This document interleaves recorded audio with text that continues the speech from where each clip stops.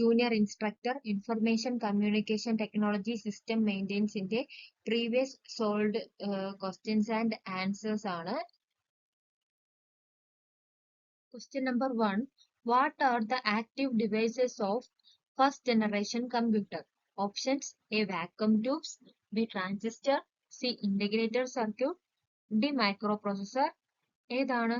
അതായത് ഒന്നാം ജനറേഷനിൽ ഫസ്റ്റ് ജനറേഷനിൽ ഉപയോഗിച്ചിട്ടുള്ള ആക്റ്റീവ് ആയിട്ടുള്ള ഡിവൈസസ് ഏതൊക്കെയെന്നാണ് ചോദിച്ചിരിക്കുന്നത്. ആൻസർ ഓപ്ഷൻ എ ആണ്, വാക്വം ട്യൂബ്സ് ആണ്. നമ്മൾ വീഡിയോ ചെയ്തിട്ടുണ്ടായിരുന്നു, first generation second generations of കമ്പ്യൂട്ടറിൽ വീഡിയോ ചെയ്തിട്ടുണ്ട്, അതിപ്പോ കാണുക. അപ്പൊ ആൻസർ എന്താണ്?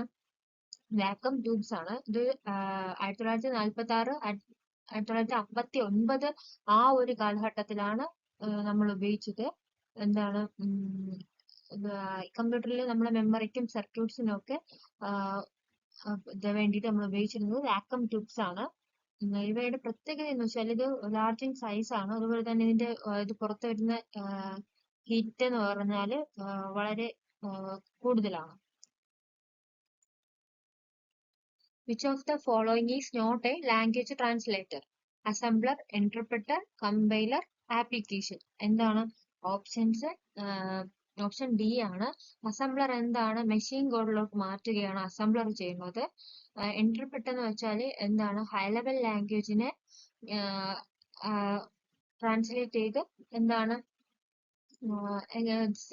ലൈൻ ബൈ ലൈൻ ആയിട്ട് എക്സിക്യൂട്ട് ചെയ്യുന്നതാണ് ഇന്റർപ്രറ്റർ.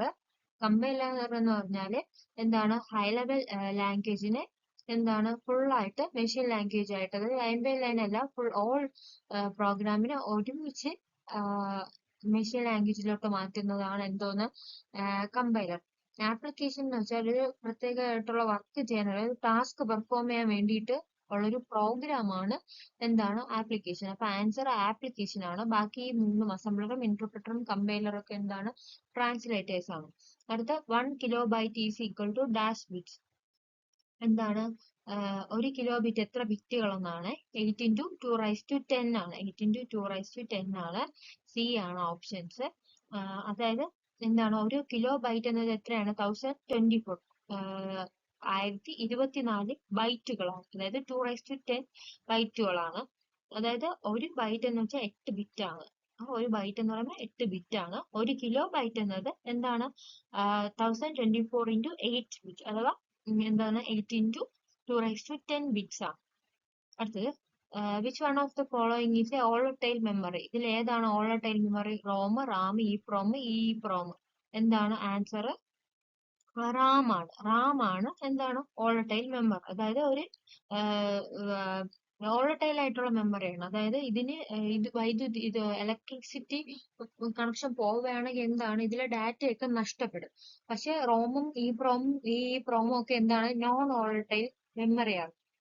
ഈ ഒരു ക്വസ്റ്റ്യന്റെ വീഡിയോ നമ്മൾ ചെയ്തിട്ടുണ്ട്, അതും കാണാം. ഈ first questions first generations of computer ചെയ്തിട്ടുണ്ട്, ലാംഗ്വേജ് ട്രാൻസ്ലേറ്റേഴ്സ് വീഡിയോസ് ചെയ്തിട്ടുണ്ട്, അതുപോലെ തന്നെ ഈ മെമ്മറീസും ചെയ്തിട്ടുണ്ട്. അപ്പം എല്ലാം പോയി കാണുക.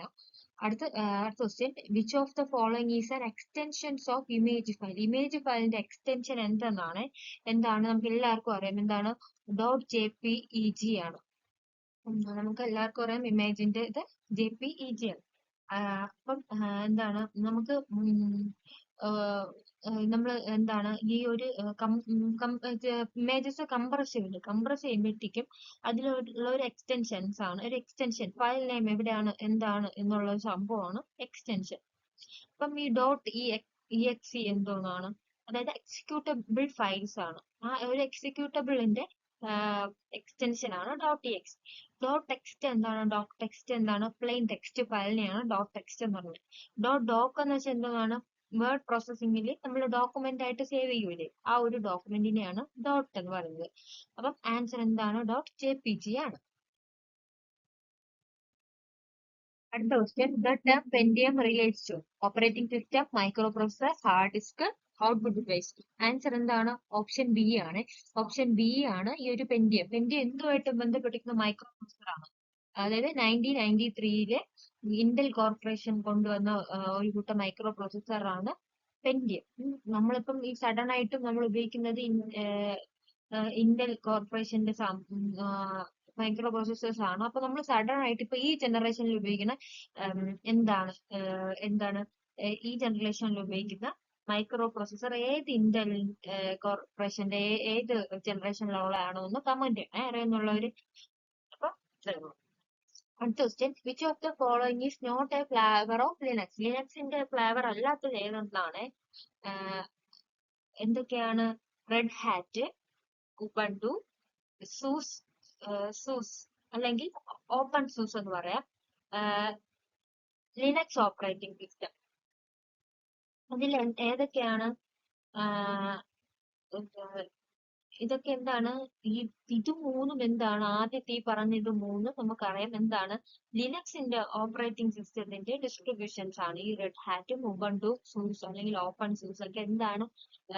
ഓപ്പറേറ്റിംഗ് സിസ്റ്റത്തിന്റെ ഒരു ഡിസ്ട്രിബ്യൂഷൻസ് ആണ്. അപ്പം ഈ OS/2 എന്താണ്? ഇത് IBMഉം മൈക്രോസോഫ്റ്റും കൂടി ചേർന്ന് വികസിപ്പിച്ച ഒരു ഓപ്പറേറ്റിംഗ് സിസ്റ്റം ആണ്. ഇതിനെന്താണ്? ഇതിന് ലിനക്സുമായിട്ട് ഒരു ബന്ധവുമില്ല. മനസ്സിലായി? അപ്പൊ ഇത് മൂന്നും ലിനക്സിന്റെ പതിപ്പാണ്. ഇത് എന്താണ്? ഇത് ലിനക്സുമായിട്ട് ഒരു ബന്ധവുമില്ല. ഇത് IBMഉം മൈക്രോസോഫ്റ്റുമായിട്ട് കൊണ്ടുവന്ന സാധനമാണ്. അടുത്ത question number 8, which of the following is used to keep a process running in background even after the user log out from shell?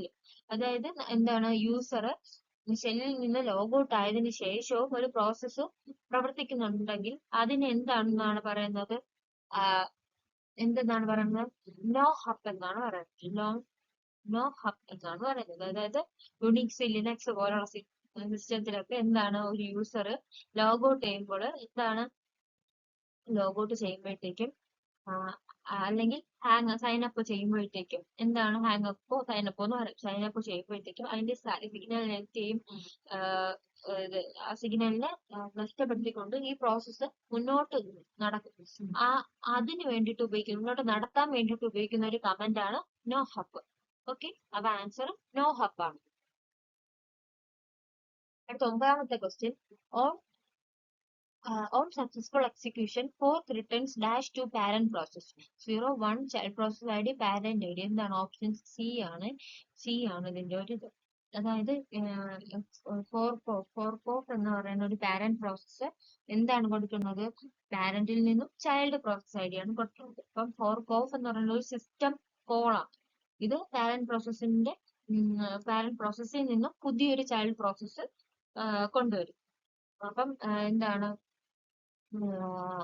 അപ്പൊ എന്താണ്?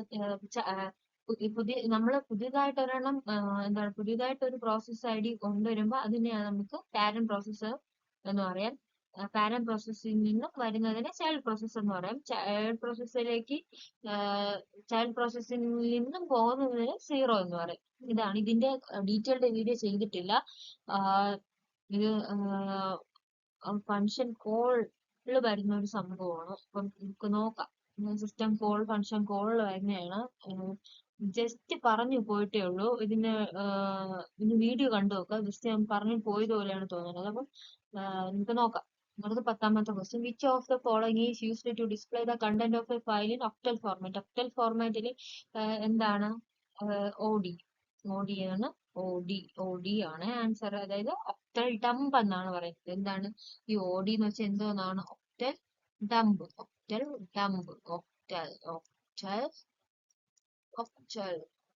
എഴുതാൻ പറ്റുന്നില്ല കേട്ടോ. ഓക്കെ, ഒക്ടൽ ഡംപ് എന്നാണ് പറയുന്നത്. ഒക്ടൽ ഡംപ് അങ്ങനെ വിട്ടാൻ പറ്റൂലല്ലോ. ഒക്ടൽ ഡംപ് എന്നാണ് പറയുന്നത്. ഇതെന്താണ്? ഒരു ഫയലിന്റെ ഒക്ടൽ ഡെസിമൽ, ഹെക്സാഡെസിമൽ എന്നൊക്കെ പറയുന്ന ഫോർമാറ്റിൽ പ്രദർശിപ്പിക്കാൻ ഉപയോഗിക്കുന്നതാണ്. അപ്പൊ നമ്മൾ ഇന്നത്തെ വീഡിയോയിൽ 10 ക്വസ്റ്റ്യൻസ് ആണ് നോക്കിയത്. 10 ക്വസ്റ്റ്യൻസ് നിങ്ങൾ ബുക്കിൽ എഴുതിയെടുക്കുക, അതിന്റെ ആൻസർ എഴുതിയെടുക്കുക, വീഡിയോ കേട്ട് അതിന്റെ എന്താണ് നിങ്ങൾക്ക് മനസ്സിലായത് എന്താണോ അത് എഴുതിയെടുക്കുക, എന്നിട്ട് കമന്റ് ചെയ്യുക. അപ്പൊ അടുത്ത 10 ക്വസ്റ്റ്യൻസ് ഞാൻ ഇടുന്നതായിരിക്കും.